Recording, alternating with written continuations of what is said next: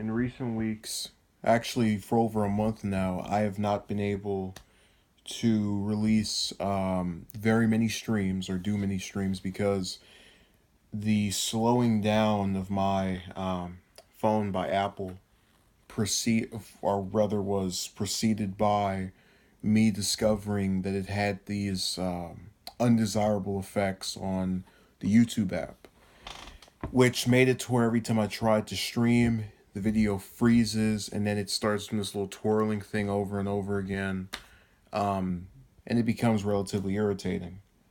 So it also gets to the point where I'll turn the phone on and off over and over and over again and receive no difference whatsoever in the consequence of what's going on.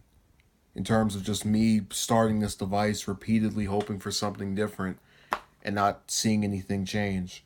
So I've basically been regulated to having to record something in advance, then publish it later. And even then, that becomes irritating because you can't upload on the YouTube app anymore. So you go on the desktop YouTube and it proceeds to sometimes stop in the middle of reading the video's content and just cut off abruptly. Sometimes it'll go, even with the phone itself, sometimes when you're recording, it'll just cut off by itself. I've had many of times where I've tried to speak in condensed schedule, worried over whether or not it will allow me to record this or talk about this for this length.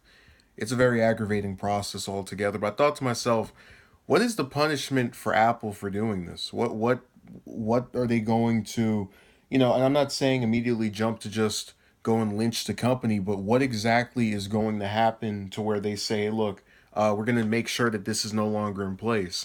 I heard some backlash last month, and I thought since I didn't hear anything after that, maybe it's died down a little bit. But I don't really see any changes being made ever since they slowed stuff down for these older models to try and trick you into getting the new ones.